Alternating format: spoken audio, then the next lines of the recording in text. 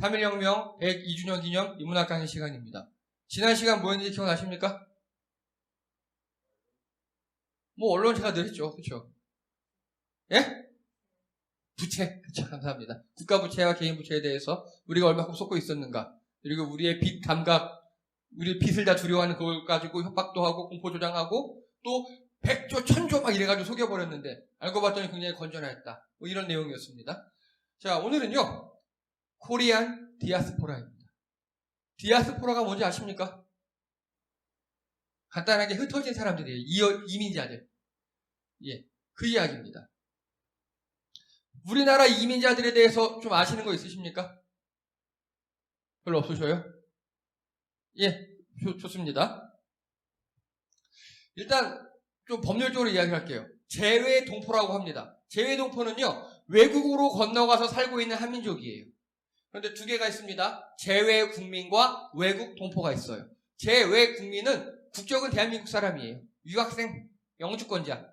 뭐 미국 영주권자는 미국에서 살 수 있는 권리만 있는 거지. 그들의 우리나라 국적자라고요. 유학생들 마찬가지고 주재원들 마찬가지고. 근데 외국 동포는요. 외국 국적자예요. 외국 국적자. 아예 이민을 갔다든 어떤 이유든지 외국 국적자. 이게 두 가지로 나누는데 이렇게 국적에 따라서. 그런데 대한민국 이 외국 동포는요. 대한민국 국적을 보유하였던 자. 대한민국 정부 수립 전에 국외로 이주한 동포들 포함 또는 그들 직계 좀비속 등등등. 간단하게 한인 2세들 있죠. 한인 2세들도 외국 동포라고요. 다 여기 재외동포에 속한다고요. 요게 굉장히 좋은 법이에요. 오늘 결론이 이거예요. 오늘 결론이 이거. 일단 알아두셔요. 일단 이게 뭔 소리냐면 간단하게 우리나라가 1948년도에 정부가 수립됐잖아요. 그러면 그 전에 해외로 나갔던 분들은요. 에게도 외국 동포, 재외 동포로서 법률적 지위를 보장해주는 게 이 법이에요. 이게. 그래서 재외 동포의 출입국과 법적 지위에 관한 법률, 이게 굉장히 좋은 법입니다. 오늘 인문학 강의의 결론이며 주제예요. 이 법이. 먼저 재외 국민은 현재 270만이에요. 한번 찍어보십시오. 외국 동포는 몇 명일까요? 5천만. 480만이에요. 480만. 간단하게 우리 인구의 10분의 1에 해당하는 사람들이 해외에 다른 국적으로 살고 있다고요. 그래서 합해서 약 750만 재외 동포가 있습니다. 재외 동포들이. 자, 세계 4위입니다. 이게. 굉장히 많은 거예요. 우리나라 인구 5천만이면 아주 인구가 많은 것도 아니에요. 그럼에도 불구하고 우리가 세계 4위. 이스라엘, 아일랜드, 이탈리아. 공통점이 뭔지 아십니까? 다들 전쟁을 많이 치른 나라예요. 어렵게 산 나라들이에요. 오늘은 그래서 이 이야기를 계속 진행합니다. 자, 외국 동포 발생 유형이 있어요. 이제 외국 동포가 뭔지 아시겠죠? 우리나라 사람 국적 아니에요. 처음에 아예 이민을 가는 겁니다. 좋아요. 절차에 따라 국적을 바꿈. 국적 상실 신고를 반드시 해야 한답니다. 우리나라 사람이 아닌 거예요, 이제 그러면. 그 다음에 유이민 혹은 유민이라고 해요. 유민. 이거는요. 여러 이유로 주변국으로 흘러가는 거예요. 뭐 내가 어디 중국으로 만약에 어떤 사람이 내가 중국으로 이민을 가겠어 하고 준비하고 법적 절차에 따라서 하면 이민이고요. 그냥 우리나라가 너무 먹기 살기 힘드니까 중국으로 쓱 간 거예요. 그러면 유민이에요. 유민. 이 두 개 차이 아시겠죠? 그리고 제일 나쁜 거 바로 강제이주입니다. 강제이주. 전쟁 같은 상황에서 내몰리는 거예요. 우리나라는 이 세 개가 다 공존합니다. 그래서 이들의 법적 지위는요, 이민자가 제일 높아요. 이건 그 나라 국민이 되는 거니까.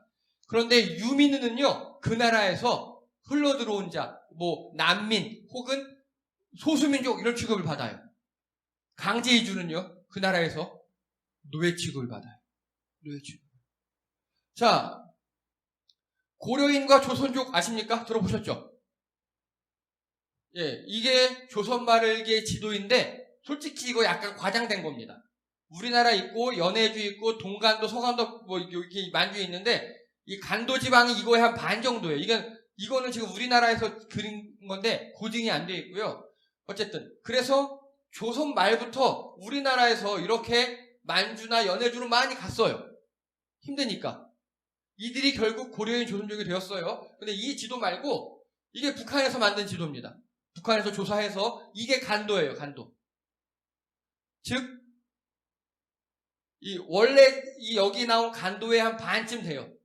그래서 간도는요, 왜 간도라면 그러냐면요, 중국 땅도 정확히 중국 땅도 아니고 정확히 우리 땅도 아닌 그런 지역이었어요. 이건 또 나중에 설명하겠습니다. 그래서 1860년대 베이징 조약을 맺어요. 베이징 조약은 러시아하고 청나라하고 맺은 거예요. 그래서 청나라가 야, 연해주 그래 러시아 니네 가져오겠어요. 그래서 연해주가 러시아 영토가 되었습니다. 근데 연해주 지역에 우리나라 사람들이 굉장히 많이 살고 있었어요. 또 많이 살러 갔어요, 그쪽으로. 그래서 30만 조선인이 유민화가 됐습니다. 여기 연해주 지역에 한 30만이 살고 있었거든요. 유민처럼 되어버렸어요. 자기들은 그냥 조선에서 살기 힘들어서 연해주를 와서 살고 있는데 갑자기 여기 이 지역이 러시아 땅이 된 거래요. 어잉? 이러고 있는 겁니다. 그런데 1900년대 초반에 러일 전쟁이 일어나죠. 그리고 1937년도에 스탈린이 여기 연해주 지역에 사는 조선인들을 강제로 이주시켜버립니다. 강제로. 왜냐? 이 러시아하고 일본하고 또 2차 세계대전에 또 붙었거든요. 그러니까 공식적인 이유는요. 야, 여기 러시아에서 연해주 항구를 따라서 일본하고 전쟁을 할 거잖아요. 이렇게. 근데 니네 여기 조선인들 우리가 보기엔 니네나 일본이나 똑같이 생겼어. 헷갈려. 니네 가. 이건 공식적인 이유예요. 실제적인 이유는요. 우리나라 선조들이 연해주에 간 이 우리나라 조상들이 북한 사람들이었거든요. 연해주의 역사상 최초로 벼농사를 성공합니다. 요즘 말로 할게요. 블라디보스토크. 여기에요. 블라디보스토크 여기에요. 여기. 그 이북지방에 세계 최초로 역사상 처음으로 벼농사를 성공한 게 우리나라 사람들이에요. 막 경제학을 해요. 러시아 사람 다 실패했는데 우리나라 사람하고 성공해놨어요. 벼농사를 지어. 깜짝 놀랐네요. 근데 그거는 이때 러시아는 사회주의 공산주의였잖아요. 함부로 뺏을 수가 없는 거예요. 노동자가 초고인 세상이니까.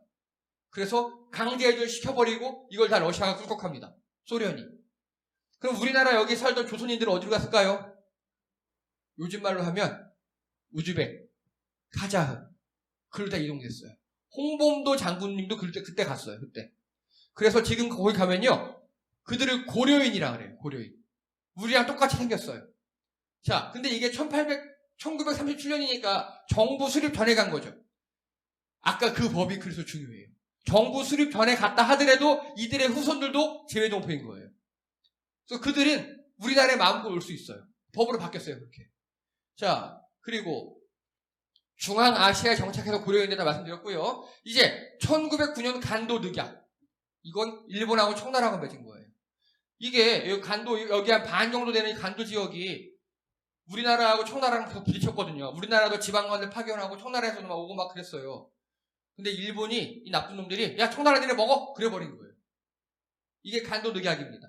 그래서 이 간도 지역에 사는 이 간도가 중국으로 편입이 됐고 50만 조선인이 유민처럼 되어버렸어요. 자, 그리고 해방 6.25 이후 여기가 바로 조선족 자치구가 됩니다. 여러분께 질문합니다. 조선족 느낌이 어떻습니까? 부정적이죠. 그거 제가 다음 시간에 할 거예요. 미디어가 만들어낸 또 어떤 세력이 만들어낸 굉장히 안 좋은 일이에요.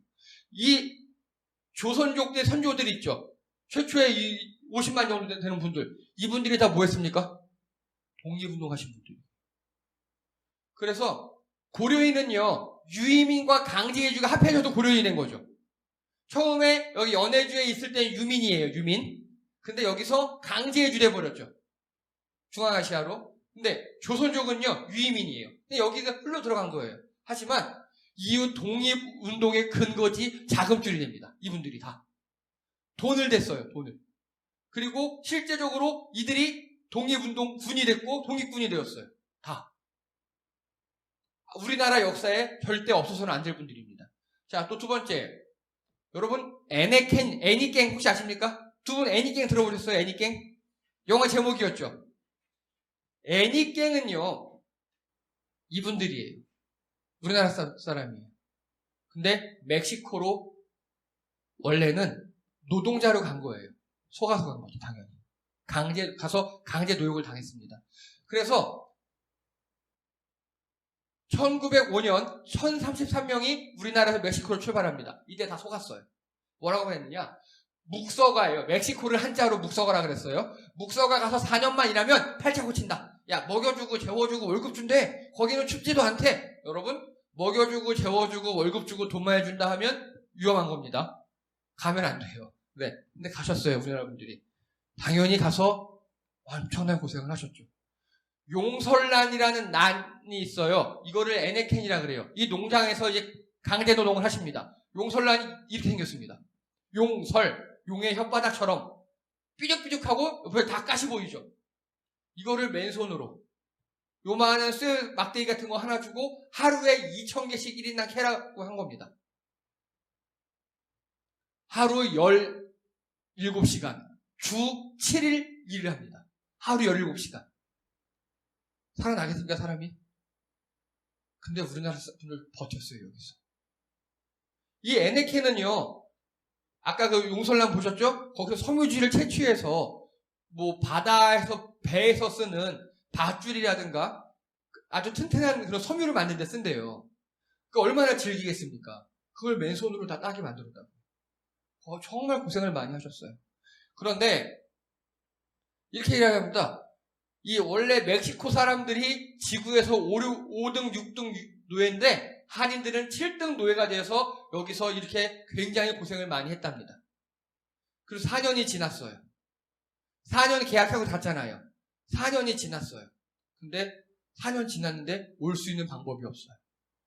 그리고 또 문제가 생겨요. 경술국치. 즉 우리나라가 그 을사늑약을 외교권 뺏겼고요. 그리고 1910년도에 아예 나라를 뺏겨버렸어요. 아예.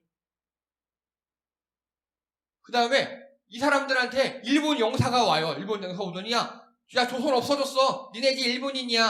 어떻게 돌아갈래? 돌아가겠습니까? 죽어도 여기서 죽는다 그러지. 거부합니다. 일본으로 귀화를 거부해요. 우리는 조선입니다. 하고 쿠바 등으로 흩어집니다. 또 쿠바에 한인회가 있는 거 아십니까?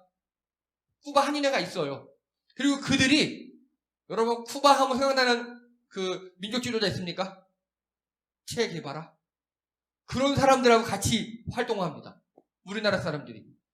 그래서 현재 남아메리카 전역에 4만 이상의 한인 사회를 구성하고 살아가고 있습니다. 이게 다 이 에네켄들의 후예들입니다. 이들은 뭘 했을까요? 살아가면서. 또 얘기하겠습니다, 이제. 자, 다음. 하와이 이민. 들어보셨습니까? 우리나라 선조들이 하와이 이민 가신 거? 이분들이에요. 실제 그 사진이에요. 1907년 고종황제 생일잔치라고 지금 생일날이라고 이렇게 지금 국경일이거든요. 잔치를 벌이고 있는 거예요. 하와이에서. 이분들은요. 1901년 극심한 가뭄 흉년으로 때문에 1902년 하와이로 이주합니다. 하와이 가서 근데 계속 이주했어요. 그래서 보니까 3년 후에는 65개 농장으로 5,000명의 조선인이 있을 정도로. 그런데 하와이는 당시에 그래도 미국 땅이잖아요. 그러다 보니까 근무 조건이 좋아요. 예, 주 6일입니다. 하루 쉬래요. 그리고 하루 10시간밖에 일 안 해요. 밖에. 그리고 점심시간 30분이나 줘요. 그 당시 비교하면 굉장히 좋은 조건이에요. 다른 데랑 비교하면. 그리고 월급이 무려 17달러. 엄청난 겁니다. 이분들이 하와이에 정착을 했어요. 마찬가지입니다. 각종 자금을 이제 지원합니다. 자, 하와이에 국민 군단을 창설합니다. 이분들이. 그리고 이제 우리나라가 뺏겼잖아요. 경숙지 뺏겼잖아요. 하와이에 군대를 만들었다니까요. 우리나라 군을. 독립군이 만주에서 처음 만들어진 게 아니라 하와이에서 처음 만들어졌어요. 그리고 하와이에서 이 돈을 모아서 그 사람을 키웠거든요. 그 중에 한 분이 누구냐? 예, 나중에 캘리포니아 본토로 넘어가서 거기에 공항을 만들고 우리나라 최초의 공군을 창설한 분이 계십니다. 이것도 나중에 한번 할 겁니다. 그리고요. 독립운동 자금을 엄청나게 뿌려댑니다. 다 모아서 독립운동하라고 지원합니다. 하와이에서. 그런데 이때 하와이에 제가 싫어하는 이상한 놈이 하나가 옵니다. 미국 박사 출신이랍니다. 거기서 라디오 방송을 하고요. 하와이 깽단을 조직해서 이 돈을 갖고 와. 내가 외교로서 우리나라 독립을 해줄게. 하고 미국으로 넘어가서 흥청망청 쓰고 차 사고 여자 꼬시고 그러다가 창피하게도 그 당시에 미국에서는요, 백인 여성은 백인 남자와만 연애를 해야 하는 법이 있었어요. 그 당시 미국에. 근데 백인 여성이 이 동양인 남성, 하와이 이 자금, 독립운동 자금 가지고 미국 간 그 남성과 연애하다가 경찰에 체포돼서 여러분 그 사진 있죠? 번호판으로 찍는 사진? 그 사진 찍기도 하고 그런 놈이 하나 있었습니다. 결국 나중에 쫓겨나서 하와이에서 죽어요. 자, 그리고 분명히 군대를 만들었죠, 하와이에다가. 여러분 생각해 보십시오. 어떤 나라가 우리나라 안에 들어서 군대 만드는 거 허락하겠습니까? 안 하죠. 하와이는 어떻게 됐느냐? 하와이에 있는 사람들이 이 조선 사람들을 믿었어요. 아, 저들은 성실하고, 그리고 저들 하는 거 보니까 우리에게 칼질 사람이 아니야. 오히려 자신의 독립을 위해 일하고, 독립을 위해서 일하려면 더 성실하게 일할 사람들이야 라고 농장 주인들이 다 보증을 서준 거예요. 그러면서 하와이에 있는 사령관이 묵인을 해줬어요. 진짜 총으로만 연습하지 말아라. 그래서 나무총 만들고 옷은 다 갖추고 화기만 나무로 만들어서 훈련을 했습니다. 그래서 한때 하와이 군단이 300명이 넘어갔어요. 군대가. 근데 제가 싫어하는 그놈이 야 이렇게 해선 우리가 독립을 못해 외교를 해야 돼 하고 하와이 국민 군단을 해산시켜버립니다. 그리고 그 돈 가지고 가서 지호의호식합니다. 그때 상해와 그 충칭에 있던 임시정부는 굶어 죽기 직전이었습니다. 이 나쁜 놈의 돈을 다 갖고 가가지고. 자, 그리고 아까 멕시코에 있던 그 사람들이 붕 떴다 그랬잖아요. 갈 데가 없다 그랬잖아요. 그들 우리 하와이로 데리고 오자. 우리가 배를 한 대 전세 내가지고 에네켄 동포들을 하와이로 데리고 오자. 여긴 살기 좋아. 하고 모금을 했습니다. 그래서 요즘 말로 하면 몇 억을 모아놔요. 근데 미국에서 반대해요. 미국에서. 너희들은 믿겠어. 너희들은 성실하고 좋겠는데 걔네들 이미 멕시코에서 한 4, 5년 살았는데 간첩 없다고 어떻게 믿어. 그리고 걔네들 쿠바 근처에 사는데 쿠바가 공산국가였잖아요. 어떻게 안 돼. 하고 거부를 합니다. 그래서 이 돈을 에네켄들에게 보내줘요. 그래서 에네켄들이 그 돈으로 쿠바도 가고 어디 가서 이제 한인 사회를 만들기 시작합니다. 하와이 분들은 정말 그 개고생을 하면서도 돈을 이렇게 보내주셨습니다. 그리고 우리는 알아야 돼요. 인천 사람들은. 인천에 하와이 대학을 설립할 돈을 보내주셨어요. 그게 무슨 대학입니까? 예, 인하대입니다. 우리 인하대학교가 그거예요. 하와이에 계신 분들이 돈을 모아서 1953년도에 보내주셨어요. 전쟁 후에 폐허가 된 인천에 우리 교육이 필요하다. 그래서 그 돈을 이제 종잣돈 삼아서 인하대학교가 설립되었습니다. 얼마나 눈물겹습니까? 하와이 가서 그 개고생하면서도 이렇게 우리에게 보내주셨습니다. 또 있습니다. 이런 얘기가. 혹시 티니안이라는 섬을 아십니까? 티니안? 들어보셨나요? 자, 여기가 우리나라고요. 여기가 하와이예요. 사이에 사이판 있죠. 우리나라와 하와이 사이에 사이판이 있어요. 사이판 가보셨습니까? 가보고 싶어요, 저도. 이 사이판 섬을 보면요. 사이판 섬 바로 밑에 경비행기로 한 10분 정도에 티니안이라는 섬이 있어요. 이 티니안 섬은요, 고대 유적지 중에 하나고요. 그리고 되게 가슴 아픈 섬이에요. 스페인이 지배했다가, 독일이 지배했다가, 일본이 지배했다가, 지금은 미국령이에요. 그런 섬입니다. 그런데 여기 티니안 현재 모습이 이렇습니다. 어우, 최고죠? 진짜 멋진 곳이라고 합니다. 꼭 가보고 싶어요. 이 티니안은요, 근데 이거 보십시오. 남태평양 한가운데 작은 섬, 이곳 인구의 45%가 한국계입니다. 들어보셨습니까? 이 티니안의 인구의 45%가 한국계라고요. 그래서 자, 이분들이 일제시대 때 징용 간 거예요, 간단하게. 자, 이분들이에요. 일제시대 다 티니안으로 징용 간 분들이에요, 다. 이 티니안이 태평양 한가운데 있잖아요. 그래가지고 일본이 미국을 공격하는 기지로 썼었어요. 티니안을. 우리나라 사람은 조선인을 한 10,000명 이상 데려가서 강제 노동을 시켰습니다. 참 가슴 아픈 곳이죠. 많이 죽으셨어요. 여기 위안소도 있었어요. 정말 막 힘든 곳이었어요. 여기서 강제 노동도 하고 막 그렇게 했습니다. 그런데 강제 지원당 노동이 한 10,000명 있었는데 현재 그들의 후손이에요. 티니안 원주민과 우리나라 한국이 섞여 있어요. 약간 우리나라 얼굴삘이 보이죠? 예. 그런데 이제 이게 당시 공항이에요. 여기 문제가 한 가지 생깁니다. 어느 날 1944년 어느 날 미군이 쳐들어온 거예요. 현재 일본군이 점령하고 있어요. 전투를 치렀어요. 10,000명의 조선인이 다 죽고 2,500명 살아남았어요. 그리고 미군이 점령합니다. 미군이 점령해 보니까 공항도 좋고 좋아요. 그래? 여기 우리가 쓰지 뭐. 하고 그 당시에 노예처럼 일하는 조선인들과 협상을 합니다. 야, 니네들 우리랑 일 하나 하자. 그러니까 처음에 싫다 그랬어요. 일 자체가 싫으니까. 근데 야, 저 하와이에 조선인들 지금 우리가 월급 주면서 잘하고 있어. 그래?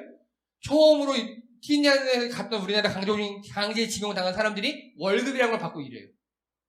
근데 월급도 월급이지만 우리가 일본에 빅엿을 2개 먹일 거야. 우리 같이 한번 해볼래? 티니안에 계셨던 우리 선조들이 콜! 일본에게 뭘 먹인다니까. 하자! 하고 이게 우리나라 선조들이 닦아놓은 공항이에요. 티니안에다가. 미국을 위해서 월급 받으면서. 그리고 이 공항에서 에놀라 게이라는 비행기가 뜹니다. 이제 이 공항에 아까 그 공항. 그리고 이 8명이 에놀라 게이 탑승자예요. 에놀라 게이에는 8명 외에 이 2발을 실습니다. 자, 여기 보세요. 시멘트 안에 뭔가 폭 들어간 이런 거 보이시죠? 이거. 이게 뭐냐면 얘 이름은 리틀보이, 얘 이름은 팻보이. 히로시마와 나가사키에 떨어졌던 원자폭탄이에요. 그래서 얘네들이 결국 날아가서 이렇게 터집니다. 자, 이게 우리나라 티니안의 역사입니다. 즉 일본을 공격하는 B-29 폭격기 에놀라 게이가 뜨는 그 공항 있죠? 그 공항을 우리나라 선조들이 만들었어요. 악에 바쳐서. 맨손으로 산호를 부셔가며 만들었다고 그러더라고요. 일본놈들 죽여버린다고. 그리고 그 전까지는 일본인들에게 맞아가며 강하게 노역을 했죠. 이제는 미군들에게 월급을 받아가며 일을 하는 거예요. 그 돈으로 뭘 했느냐? 이거 보십시오. 우리나라 독립운동을 위해 약 4억 원을 미군에게 받은 월급을 모아서 총 4억 원을 하와이 한인에 보낸 거예요. 거기서 그 돈으로 계속 어디 보내고 잘 쓴다고 하니까. 그게 티니안에 계셨던 우리 선조들입니다. 저는 이걸 쭉 준비하면서 굉장히 눈물겹더라고요. 해외 나가서 그 개고생하면서 다 무조건 돈을 모아요. 무조건. 자, 여기서 말씀드립니다. 그러면 우리는 지금 이들을 어떻게 대해야 될까요?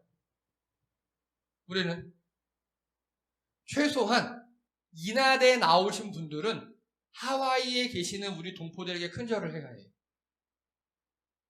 우리 인천과 굉장히 관계가 깊어요. 다 여기서 출발하셨으니까, 인천에서. 그리고 우리나라에서 독립운동을 통해서 우리가 독립이 되었잖아요. 우리나라 사람이라면 이분들에게 다 감사해야 해요. 그게 우리의 도리입니다. 그런데 제가 싫어하는 그 당에서 만든 법이 뭐냐면 이들은 우리나라 민족이 아니라는 겁니다. 이들. 왜냐? 우리나라는 1948년도에 정부가 수립됐기 때문에 이들은 다 그 전에 넘어간 사람들이잖아요. 그러니까 우리나라 재외 동포로서 법률적 지위를 줄 수 없다가 현재 2015년도까지 입장이었어요. 아까 제가 처음에 만든 그 좋은 법 있죠? 그 좋은 법이 통과된 게 불과 3년이 안 돼요. 재외동포 그 신분에 관한 법률 있잖아요? 불과 3년이 안 됐습니다. 왜냐? 재외 동포들이 하신 일이 뭡니까? 돈 보내는 일이었죠. 무엇을 위해서 돈을 보냈죠? 우리나라 독립을 위해서. 그런데 제가 싫어하는 그 당은 그 당의 그 뿌리를 가면 독립을 싫어하는 자들이 많아요. 제가 아까 말씀드렸죠. 하와이에서 우리 선조들이 피땀 흘려 모은 돈으로 군대를 만들어 놨어요. 그랬더니 군대 없애버리고, 그리고 또 그 돈을 가지고 자기 훔쳐먹여 쓴 사람, 그 사람을 그 당에선 우리나라 초대 대통령이라고 불러요. 아까 그 사람이 이승만 씨입니다. 그리고 이승만의 후예들이 그 당이잖아요. 우리나라 독립과는 독립을 싫어하는 당이에요, 그 당은. 그래서 그 당의 사람들은요, 재외동포들을 다 무시합니다. 지금까지 그래 왔어요. 하지만, 자, 우리나라 인구가 지금 몇 명인 줄 아십니까? 5천만이 살짝 안 돼요. 왔다 갔다 해요. 근데 점점 줄고 있어요. 아이를 안 낳으니까. 이게 2, 3년 후면 확 드러난다고 하더라고요. 이들의 힘이 필요합니다. 이들이 필요해요. 그리고, 자, 우리가 식민지일 때는 저들도 노예였어요. 근데 우리가 선진국이 되면 저들도 어디 가든 대우받습니다. 그들의 경제력이 필요합니다. 그들의 협력이 필요합니다. 처음에는 그들이 우리를 도왔어요. 근데 이제는 우리가 선진국이 되었잖아요. 우리가 저들을 도울 차례입니다. 그리고 일방적으로 돕는 게 아니에요. 저들의 경제력, 그 각 나라와 연결될 수 있는 그 중간에서 얼마든지 좋은 역할을 할 수 있습니다. 그래서요, 잘 살고, 흔히 얘기하는 선진국일수록 이민자들을 우대합니다. 이민자들. 우리나라에서 밖으로 나간 사람들 있죠. 동포들을 우대합니다. 왜냐? 그들이 다 외교의 징검다리고 경제의 징검다리거든요. 자, 여러분, 혹시 영종대교 넘어가다 보면 여기서 왼쪽에 뭐 땅 메꾸고 그런 거 보신 적 있으세요? 거기가 뭔지 아십니까? 한상 드림 아일랜드라고 합니다. 한상. 해외에 넘어간 동포들이 거의 다 이제 상업에 종사하잖아요. 그들을 한상이라 그래요. 한인 상인들. 해외에 사는 한상 네트워크가 만들어져 있거든요. 그들이 영종도에다가, 인천에다가, 왜 대부분 인천에서 해외 출발했으니까, 인천에다가 우리나라 사는 동포들이 와서 즐기고 쉴 수 있는 곳이 바로 한상 드림 아일랜드입니다. 그걸 만들고 있어요, 지금. 해외 동포들은요, 외국으로 나간 나쁜 놈들이 아니라 우리나라와 그 나라를 연결해주는 중간다리를 한 사람들입니다. 그리고 이미 우리나라는 해외에 750만이 나가 있고요. 그리고 우리나라를 그리워하는 480만의 재외 교포들이 있습니다. 그들을 이제 활용할 줄 알고 우리가 품어야 할 때입니다. 그런데 보면 뭐 조선족이 어떻다, 고려인이 어떻다, 뭐 해외 근로자들이 어떻다 하면서 되게 안 좋은 뉴스를 많이 납니다. 이것도 이유가 있습니다. 그래서 오늘 결론은요, 우리나라는 이미 세계 4위의 재외동포를 보유한 나라고요. 그리고 그들은 우리의 독립에 지대한 영향을 끼쳤고, 이제 우리가 그들의 영향을 끼쳐야 할 때고, 우리가 그들을 잘 활용할 줄 알아야 한다가 오늘의 내용입니다. 다음 주는 2부. 왜 우리는 조선족을 미워하는가에 대해서 하도록 하겠습니다. 이상입니다.